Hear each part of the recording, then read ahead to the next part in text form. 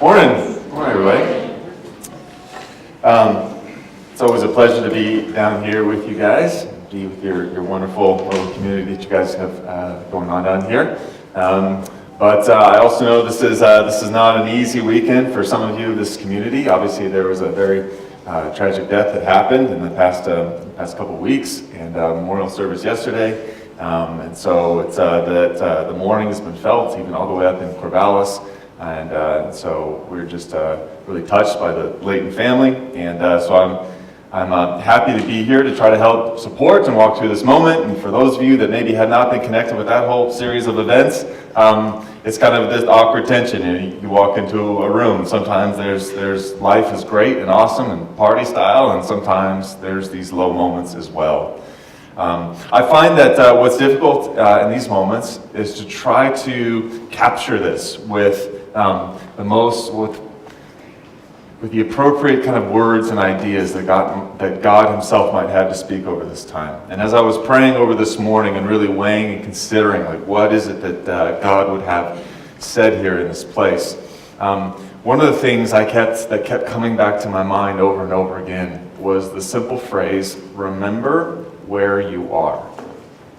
Remember where you are. I don't know if we consider this a whole lot, but I, as a pastor, hear a lot. And I, as a Christian, have heard this for a number of years. I've even voiced this for my own voice for a number of years. Is that where is God when blank happens? Or we just spent so much time singing about how good God is and how amazing He is. If God is so good, then how come blank happens? Or how comes we have moments like this where there is so much mourning and crying and pain? How come we have to go through this stuff? And maybe you aren't in one of those moments for your own life right here and now personally, but I'll bet you've been through one in the past, and there's a good chance you'll go through one in the future. It's just one of these realities of the world in which we live. And sometimes we come into church and it's almost this weird illusion that sort of comes over us, as if like the hard stuff shouldn't be allowed into this space. You know what I mean? As if like you come into the God space, you come into the worship space, you come into the church space, everyone should be happy, smiling, and fine. And this is how it should be. That somehow, that if God is real and true, and especially for the people that love God and worship God, that everything should be fine. But one of the things that keeps coming back over and over again, particularly as you read through the story of the scriptures, is that everything is definitely not fine here. And sometimes we go through really good and sweet and pleasant and chill seasons, and all those are wonderful, and praise God for them. And if you're in one of those, we could not be happier for you. But the reality is not all of life is certainly like that.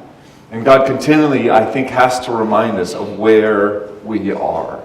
Sometimes you get caught up in the idea of living in Eugene, Oregon in 2018, and you can get lost in a little bit of just in terms of the biblical location that God would describe this as being, because Eugene is a very nice place to live.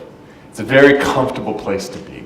We're living in the most prosperous society that has ever existed in human history. We're living in the most comfortable place that has ever existed in human history. Not many of you had to wake up and like slaughter an animal to have breakfast this morning, you know what I mean? Not many of you, had to go chop your own firewood just so that you didn't freeze to death overnight. And maybe one or two of you did. And like, bully for you, I guess, You're the man versus wild we all respect. And but for the most part, we are all just benefiting off of thousands of years of human innovation and technology and progress that has got us to a point and a level of comfort and a level of sustainability and ease that is unprecedented. But what it cannot do is entirely shelter us from the realities of our world, like pain and suffering and even death itself. And oftentimes what we have to do is to look back into the biblical story to remind ourselves about where we really are. Not just in Eugene, not just here, but where are we really? And this is where the biblical story frames our world a little bit. If you look all the way back into the beginnings of the story, God begins to lay out a narrative that helps us to wrap our head around the space and place, both spiritually and physically, that we find ourselves. And one of the most dominant stories that has just this echoing metaphor and paradigm for the world in which we live comes out of the book of Exodus. And Exodus is a story of how God rescued His people from slavery and brought them through the Red Sea to rescue them from the Egyptian nation. And as He brings them through the Red Sea, they come out on the back end of what's known as a wilderness. And so they're rescued from a really horrible place where their children are being slaughtered, where they're horrifically oppressed, where they are literally slaves, and then they're brought into the wilderness. Now, wilderness and desert in biblical terms are synonymous. So sometimes we think wilderness and we think trees, and forests and squirrels and, raccoons and all kinds of cute little creatures. Or maybe you're like the hunter and you think, you're thinking, well, yeah, you have plenty of deer to hunt, wild mushrooms, fresh streams, flowing everywhere. No, not Oregon wilderness. Not so much. Desert would be more accurate. And so the idea of God bringing his people out of slavery and into the wilderness has this brief glimmer of amazingness to it, and then this deep level of dread that comes to it on the back end. Because you realize that what God has saved you from is really terrible, but what God has brought you into doesn't seem all that awesome. He's promised a land that is going to be awesome to come, but you're not there yet. He's promised a place and a space that is coming.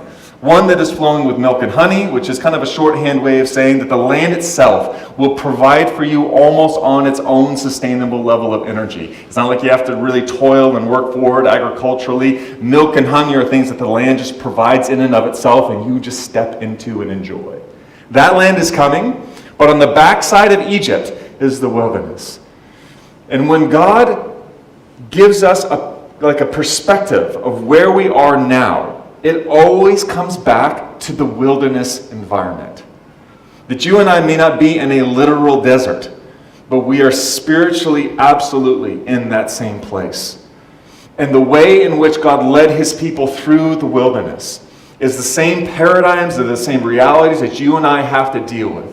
Now, they might have been far more obvious, far more kind of visceral for the people in these scriptural stories, but for us, we can easily get deceived about how easy and comfortable and nice life is and forget that we're absolutely still living in wilderness moments. Wilderness moments where life doesn't always go the way we want it to go, where our best intentions don't always pan out, where our 5-year plans are sometimes comedic, because They don't often happen. Sometimes even the wilderness moments are when we get the very thing we worked very hard to achieve, and the second we achieve it, we realize maybe it wasn't actually the thing that might actually even satisfy us or mean the most to us. Wilderness moments are when you have the unexpected and the tragic come in places where not only you least expect it, but you feel like they least deserve to happen. Wilderness moments are unpredictable. They're sometimes very ruthless. And they pop up in unexpected ways and can cause all kinds of emotional torment and havoc upon us. And this is where we live. So if you're anything like me, then you start thinking to yourself, well, God, you're smart and allegedly smarter than me. But I think I could come up with a plan that might, I would humbly suggest, might be better. Here would be my plan. Let's bring them out of Egypt. And let's just have the promised land, be just right there. How about we come out of Egypt, out of slavery, into the promised land? Out of slavery, into the milk and honey. Just done. Can we just do that? How about that? So they're in slavery, bad place, bring them into good place. Problem solved, you know what I mean? Just walk away. Everything is rosy. Everything is awesome. Lego theme song can then come on, you know what I mean? We could just all sing along. Everything is just awesome. You wonder, why would this be? Why would there be this in-between space? Why would there be this in-between space of truly a horrible place and an amazing place to come, but this in-between place? And the scriptures are pretty clear that there's something that God is doing in this unique time, in our unique place, that needs to be done, that must be accomplished, that can't be accomplished anywhere else. So what I want to do is I want to look at the story, and I want to look at one of the first instances that kind of show and reveal why this is so true, why the wilderness moments are so necessary for us, and exactly how we're meant to not just survive, but to thrive in these wilderness moments without giving up hope that there truly is still something better to come. So in Exodus chapter 15, we're going to start in 16, but in 15, so they just came through the Red Sea. So slaves brought through Red Sea, all their slave masters are either killed or separated from them, and life is good. They basically take a whole chapter and just sing about it and celebrate it. God, you're good. God, you're great. Just everything's wonderful. Thank you so much, and on and on and on and on. And then just one chapter later, it says the whole Israelite community set out from Elim and came to the desert of Sin, which is between Elim and Sinai, on the 15th day of the second month after they come out of Egypt. Now, in the desert, it says the whole community grumbled against Moses, their leader, and Aaron. The Israelites said to them, check this, if only we had died by the Lord's hand in Egypt. There we sat around pots of meat, you guys. Pots of meat, for crying out loud. And ate all the food we wanted. Like a Costco sample buffet, like on a Sunday afternoon. You know what I mean? Everything we wanted. It was all right there. But you, the people grumbled, have brought us out into this desert to starve this entire assembly to death. Now, some of this you can understand. Because it's like, yes, this is a desert, which is biologically defined by its inability to sustain life, its lack of food and resources. You know what I mean? So I get that. But then there's the other part of like, oh, I wish we could go back to Egypt. Yep, except one thing. You were a slave. Do you remember this? Do you remember being ruthlessly oppressed? Do you remember being forced to work without compensation? Do you remember when the king of Egypt, when he got a little bit like paranoid about you, he started murdering your babies? Do you remember this? Isn't it funny how you come into certain places of your life and can totally romanticize the past?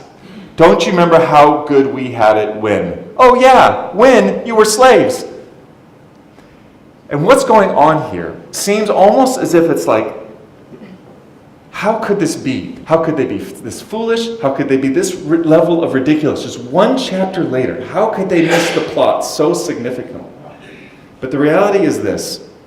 One of the things that the wilderness exposes is that taking people out of sin, out of slavery, bringing people out of their kind of own way of life and into God's way of life, saving them, as maybe the New Testament would describe. Saving people from sin is one thing, but actually separating people from their sin is another. Meaning, you can take the people out of Egypt, but it's super hard to take the Egypt out of the people. And one thing can be done in a moment. In fact, unilaterally, God just does it, does all the heavy lifting. What did Israel do to get themselves free from slavery? Nada. Didn't have to pick up a sword, didn't have to launch any campaigns, didn't have to paint any protest signs to march around Pharaoh's palace with. God just did it. He just rescued them. They just had to walk out. That's all they had to do. God just did it. That part, easy. Hard part is actually dealing with this people on the backside of Egypt. Not just changing their circumstances, but now actually trying to change them. And the language that you're hearing right now here on the backside in the wilderness that comes up time and time again, not just for them, but also with us, is what we can easily call the language of addiction. Now, I think this relates directly to anyone that's had to deal with addiction either in their own life or in the life of a loved one. You probably know this language really, really well.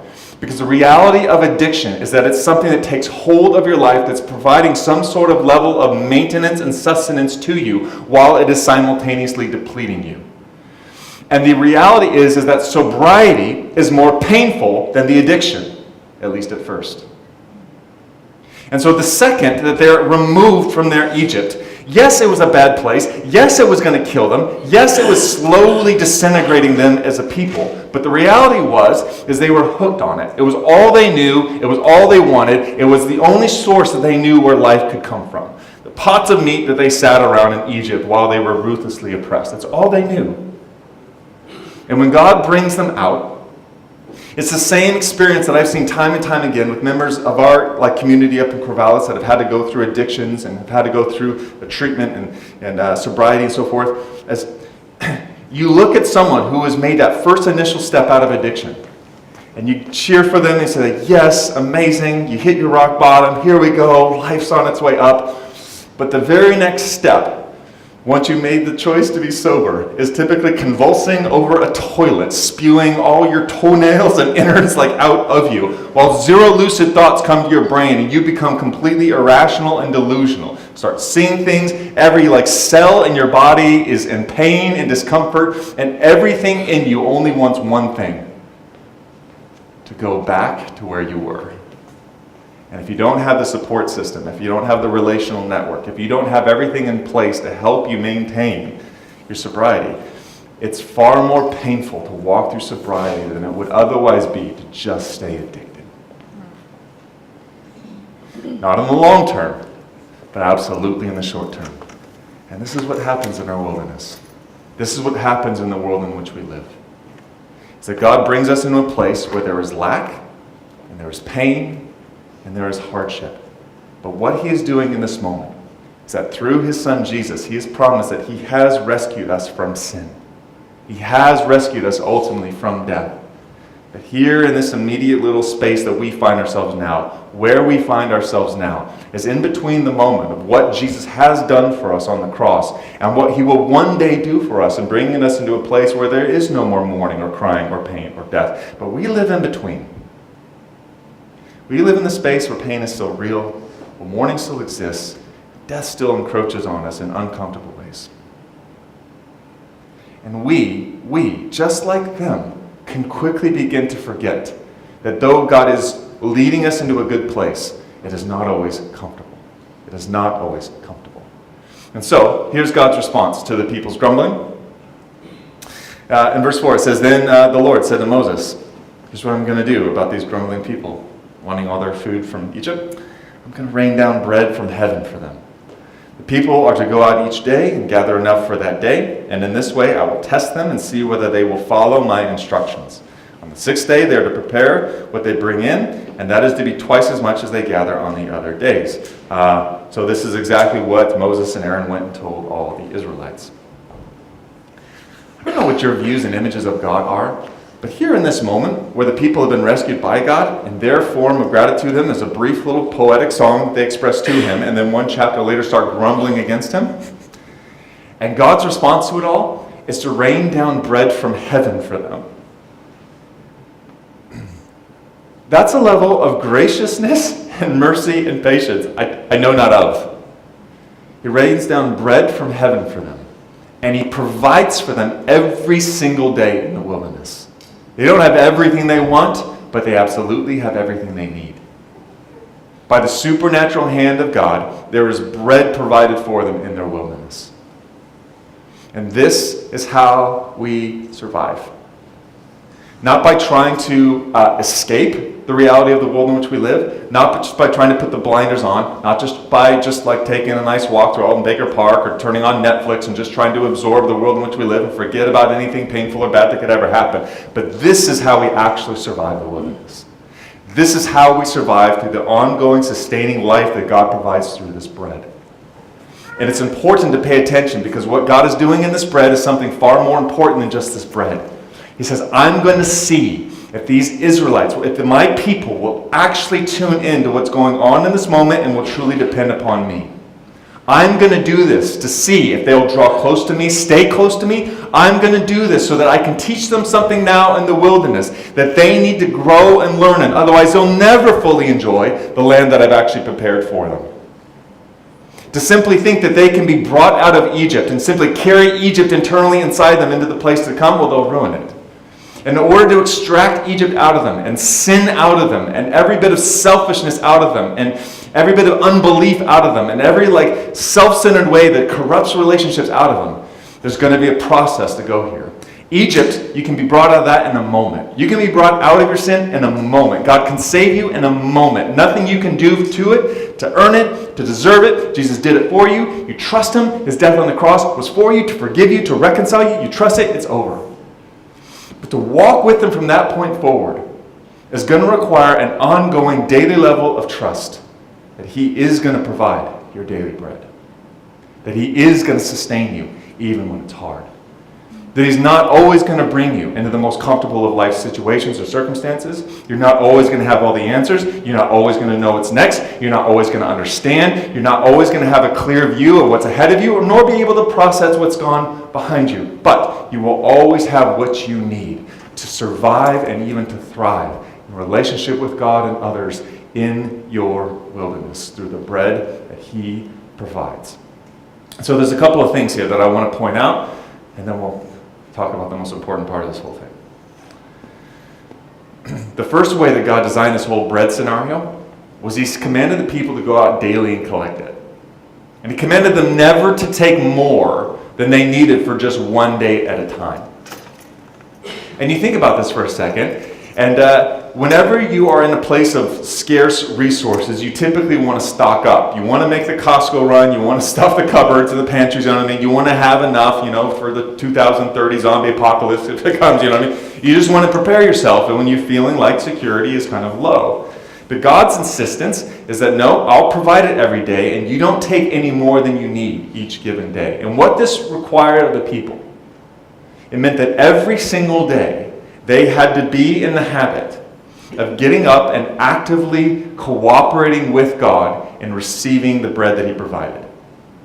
There's a variety of ways he could have given them bread and could have filled their stomachs.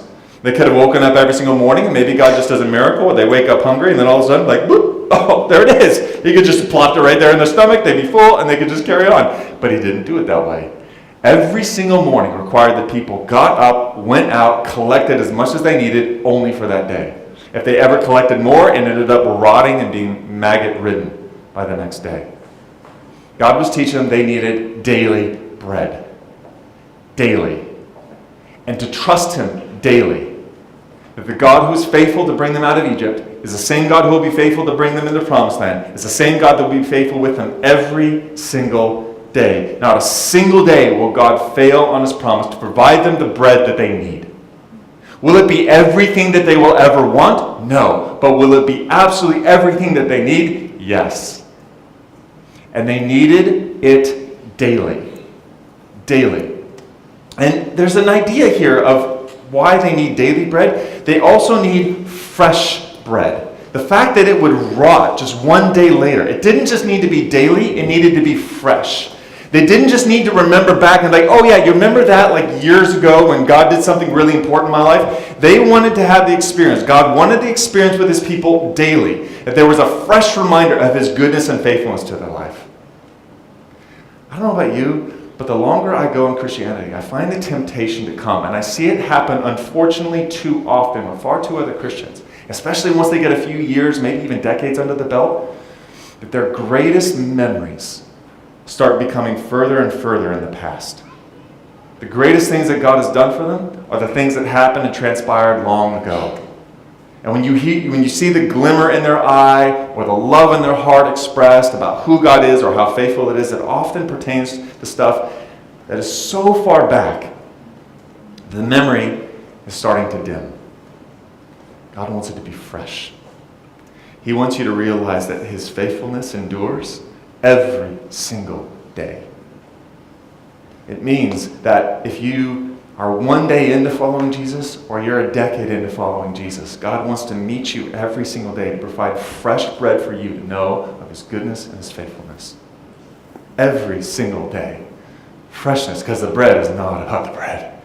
It is so not about the bread. It's about teaching you about the heart and character of your God. And more than just the bread, people struggled with it, didn't totally cooperate with it. But by the time you get through the wilderness into the promised land, people didn't actually get everything they needed to get out of that moment. But a man by the name of Jesus comes along. Several hundred years later, he comes along and starts saying some fascinating stuff. He starts living by all these stories that had come before him, like from the book of Exodus, and he starts seeing his life in conjunction and relationship to them. And he understands the significance of daily bread. In fact, in his moments of greatest testing and trial, when he was in the wilderness fasting for 480 days and actually being tempted by the devil, one of the first things he was tempted to do was to prove his divinity by saying, if you truly are the Son of God, turn these stones into bread. And he quotes to them a passage right out of this wilderness and says, I don't live on bread alone, but on every word that comes from the mouth of God. Bread is not just about the bread. The bread is about trusting my God. And I'm telling you, I trust him. I trust him. I trust him. And he goes on later and has one of his most famous teachings when he says this, very truly I tell you, it is not Moses who has given you the bread from heaven, but it is my Father who gives you the true bread from heaven. For the bread of God is the bread that comes down from heaven and gives life to the world. Then Jesus declared, I am the bread of life. Whoever comes to me will never grow hungry. Whoever believes in me will never be thirsty. But as I told you, you have seen me, and still you don't believe.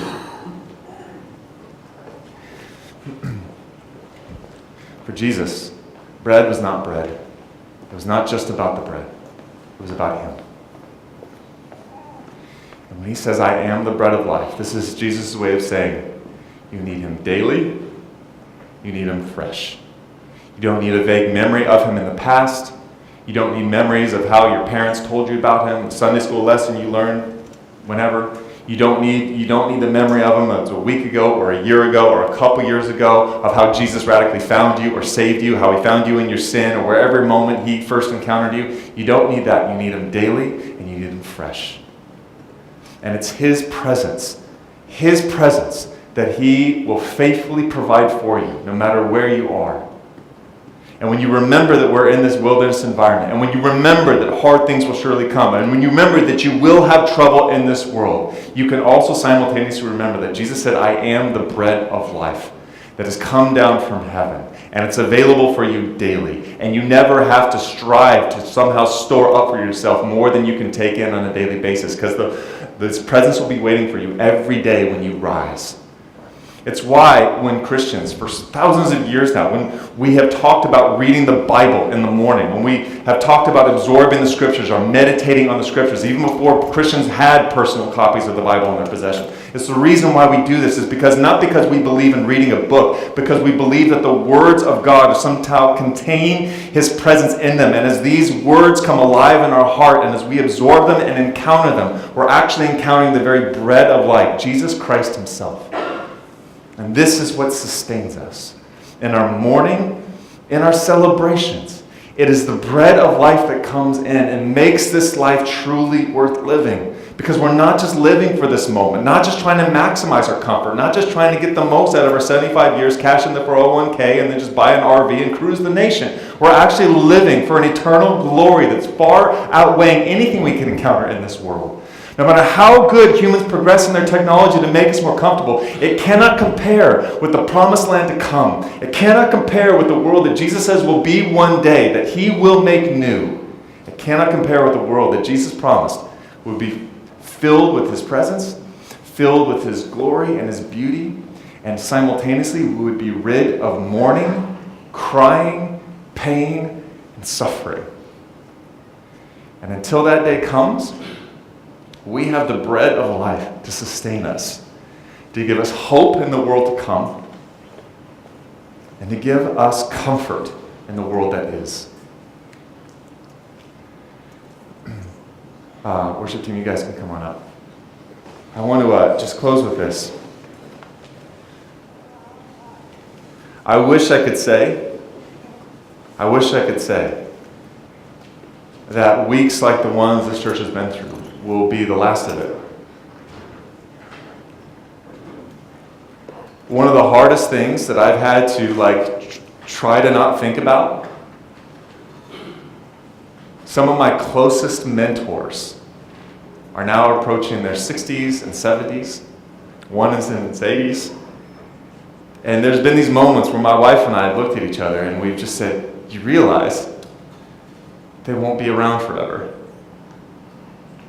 All I know is that the future that's ahead of me is going to have a lot of challenges to it. I'm going to have to bury a lot of friends and fathers and mothers.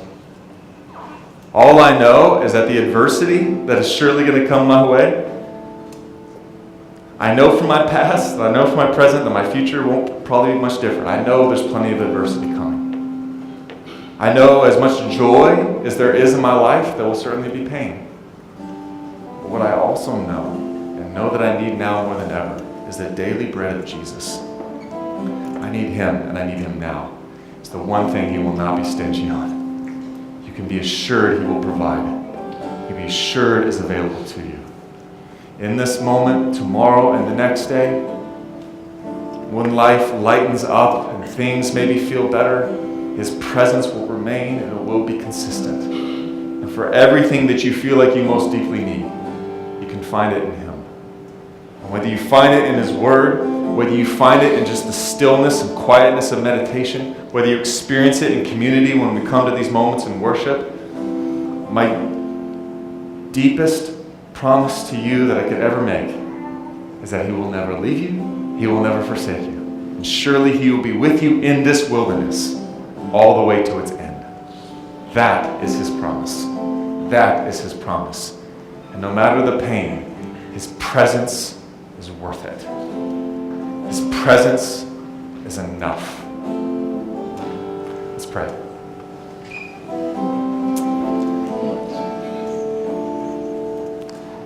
Heavenly Father, we confess that man does not live on bread alone, but on every word that comes from your mouth, and even the very bread of life of Jesus Christ himself. We need his presence. We confess that we need it, but we also confess that you have provided it. That Jesus has made the promise that he will be with us always, all the way to the end of this wilderness of a world. And we trust you for that. So I'm asking for all those here in this room that are hungering for that presence, that you would fill them. I'm asking for those that have just lost words or find it difficult, that you would meet them and give them the gift of your presence. Jesus, I'm asking we wouldn't try to clamor for more than we need in this moment, but we would trust you that as much as we need today, we will have. And you will also provide tomorrow, and the day after that, and the day after that. Father, we trust you. We put our hope in you. And even though sorrow may last for the night, we deeply believe that joy comes in the morning. And so we trust for this good day to come. And Lord Jesus, we ask that it would come quickly. But for now, we will feast on your bread and your presence.